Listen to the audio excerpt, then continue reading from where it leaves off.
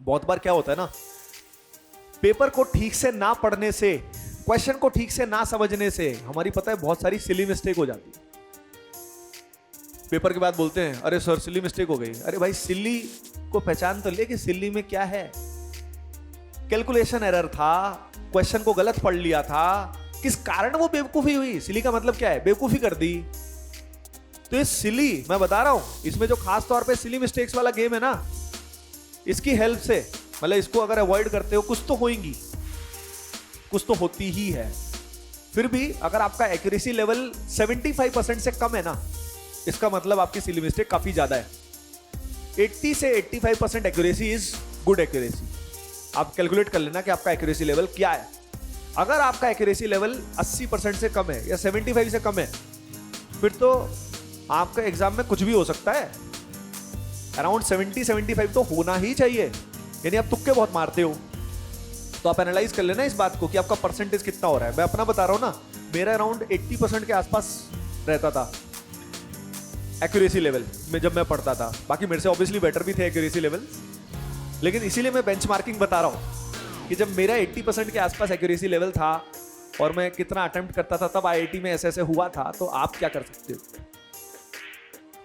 तो I think आपको idea लग गया कि आपका एक्यूरेसी लेवल 75 to 80% तो होना चाहिए।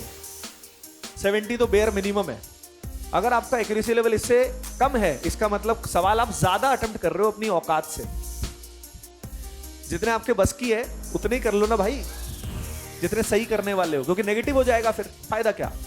एक्यूरेसी इंप्रूव करो, उससे क्या होगा, कॉन्फिडेंस बढ़ता है। चाहे मान लो मैंने कितने क्वेश्चन किए, 45 किए, पर उसमें से अगर 40 सही मिलेंगे ना, या 38 सही मिलेंगे, आपको मजा आएगा कि जो मैंने किया वो सही किया। फिर उस 45 को बढ़ाओ 50, 55, 60 तक। तो ये चीज है। तो सिली मिस्टेक्स और पेपर की स्ट्रेटेजी अटेम्प्टिंग को चेंज करके ही, मैं बता रहा हूं आपको, 50 तो नहीं पर 20-30 मार्क्स इजीली बढ़ा सकते हो। अब 20-30 मार्क्स कम होते हैं क्या, पर देखा जाए तो 20 मार्क्स की अगर बात करें तो 4 क्वेश्चन जो आपने गलत किए उनको सही करने के 20 नंबर बढ़ गए। पूरे पेपर में 4 क्वेश्चन या 5 क्वेश्चन जो गलत हुए वो सही कर सकते हो आप। आइडेंटिफाई करना जितने भी पेपर्स हैं, क्योंकि मेरे साथ भी ऐसे ही होता था। आइडेंटिफाई कर लेना, आपको गारंटीड 4-5 क्वेश्चन तो ऐसे मिलेंगे जो आप सही कर सकते थे। तो अभी एनालिसिस कर लो भाई पिछले पेपर्स का जल्दी से, अगर नहीं किया है तो वहीं पे आपको पता लगेगा कि आपकी बीमारी क्या है। कितने ऐसे सवाल थे, सबसे पहला फोकस किस चीज पे, कितने ऐसे सवाल थे जो तुम कर सकते थे, जो या तो नहीं कर पाए या गलत हो गए। आपको दिखेगा कि कम से कम उसमें 40-50 नंबर का स्कोप तो उसी में मिल जाएगा आपको।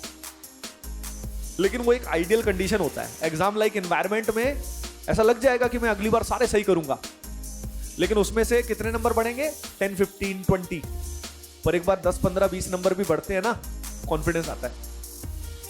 बस ये फिर एक्टिविटी लगातार करनी है और उससे मार्क्स बढ़ते जाएंगे।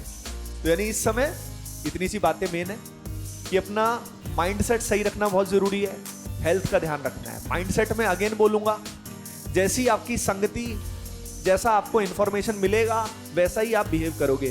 जैसे अभी ये अपना सेशन हुआ, अब ये अपना सेशन हुआ तो इसमें आपने कुछ इंफॉर्मेशन आपके पास आई, तो आपकी जिंदगी पे इसका इंपैक्ट पड़ेगा। पर ये सेशन कितनी देर का, 15 मिनट, 20 मिनट, मेरे लिए तो, आपके लिए आधा घंटा और, पर 1 घंटे का पूरा सेशन मान लीजिए आप, 1 आवर से आपकी लाइफ में इंपैक्ट पड़ेगा। पर बाकी 23 घंटे का क्या, वो किसके साथ आप बिता रहे हो, कौन है वो लोग। प्लस उसके अलावा आप जो डिजिटल जो भी इंफॉर्मेशन कंज्यूम करते हो, अब पता लगे YouTube पे लगे हुए हो। अब YouTube पे दुनिया भर के स्ट्रेटेजी वीडियो आते हैं, दुनिया ही भर के लंबे लंबे वीडियोस। ऐसा नहीं कि वो अच्छे नहीं होंगे, अच्छे भी होते हैं, पर स्ट्रेटेजी देखते रहोगे तो काम क्या करोगे भाई, एनालिसिस कौन करेगा। तो इसीलिए राइट माइंडसेट के लिए आपकी संगति, आपके आसपास का एनवायरनमेंट, सब कुछ सही होना बहुत जरूरी है और इसका बहुत प्रोफाउंड इंपैक्ट पड़ता है। हम सभी लोग एक दूसरे का कॉम्बिनेशन है। इट्स लाइक अगर मान लो एवरीडे हमारी क्लास होती है, तो एवरीडे अगर अपनी क्लास हो तो मेरा एक मोल फ्रैक्शन आप सभी के माइंड में फिट हो जाएगा। आज जो डिस्कशन हो रहा है उस डिस्कशन के हिसाब से कुछ परसेंटेज आपके ब्रेन और मेरे ब्रेन में सिमिलैरिटी आ गई। तो जो लोग आपके क्लोजेस्ट हैं, जो आपके सबसे करीब है, आइडेंटिफाई दैट। अगर वो सारे ठुल्लुओं की पलटन है तो सारे ठुल्लू दिखा रहे हैं कि हम एक जैसे ही तो हैं, वी आर सिमिलर। अब कोई देख रहे होंगे, अच्छा बेटा तेरी वजह से मैं, आपस में म्यूचुअल है, मैं बता रहा हूं आपको। तो म्यूचुअल फिर एक दूसरे को अप करो। अब एकदम से बदल तो नहीं सकते ना कि वक्त बदल गए, जज्बात बदल गए, आज से मैंने तुझे छोड़ दिया, वैसा तो नहीं कर सकते। पर it's not about that only लेकिन इसका बहुत बड़ा इंपैक्ट पड़ता है यार।